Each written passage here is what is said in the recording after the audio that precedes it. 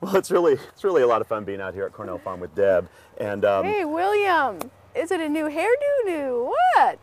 could it be the posies all over me? Oh, You like that's that? it. That's it. What's going on with this? Well, you tell me, but I think it looks like a flower box that you could put over a mailbox or over a railing. Very convenient. Or And a of course, person. I would choose it to put over myself. Yes. Well, this brings up what we're going to be talking about today is containers and the vast amount of things that can actually be a container, and then the really great things you can put in them. And I've always thought that fall is like a second spring for us in the Absolutely, Northwest. yes. You have some ideas on what to do with containers for this time of year. Yep. We want to celebrate every season.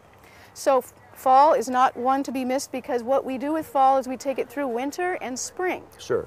So the combinations of things that we go for are everything from, like, this construction would be something that would be very low maintenance for the people who just don't have time to get out and think about, deadheading flowers. They just want something they can put out and it'll be beautiful from now till spring.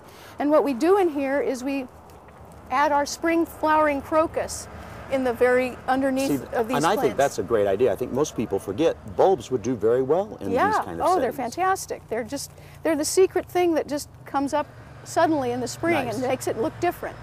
And there's no fuss, no muss. You just put it right in the bottom of the hole. I'm wondering, Deb, when, like, this pot is beautiful, but it really, the colors of the plants are just exquisite in here. Well, we played around with this container. Has a very interesting design and a very nice subtle coloring. And so it took us a while before we settled on what we thought would be the best, very low-key base that would not take away from the architecture Sure. of this spiral. So, and you just played with different plants until you got it right. That's the way Wonderful. we do every pot. We think we know what we want, but then we put some in, take them out, rearrange, and then that's the one. Well, to my right over here is some really just wonderfully blooming camellias right now. Yes. You put them in pots. People don't think about camellias in pots, but they are terrific. They have a very shallow root system, so they can be in pots forever. The Sasanqua camellias are the types that bloom in early winter or late fall, like these are at the moment. And this one in particular, Jean May, is very, very fragrant. Yes. So it's nice to have fragrance in winter. There's not a lot And it could be going right on. there by your front door, on the back patio, wherever it is. So there's the weeping type that you don't really need to put much under, but then there's the upright types that you could plant more flowers and interesting things. And in the process of doing this, is there a specific type soil that you prefer to use? Definitely a good potting soil. It's very important you have good drainage and that you have a hole in your pot so that the water can go through and you don't have any root rot problems because you've got good soil.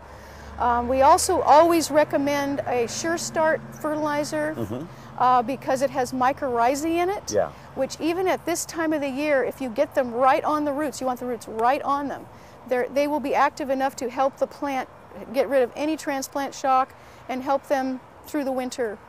And what about watering? Is it pretty much the same as in summer, except just adjusted for the season? I would say you're going to be watering a lot less. Yeah.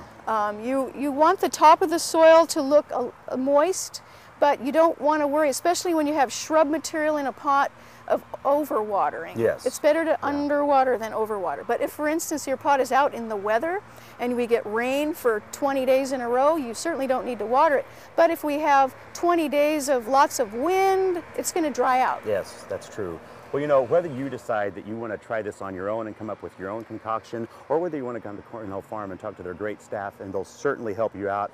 Whichever way you go, be sure to get in, buy some pots, get your containers ready for fall so you can have a beautiful winter and spring. Thank you, dear. Thank you. My pleasure.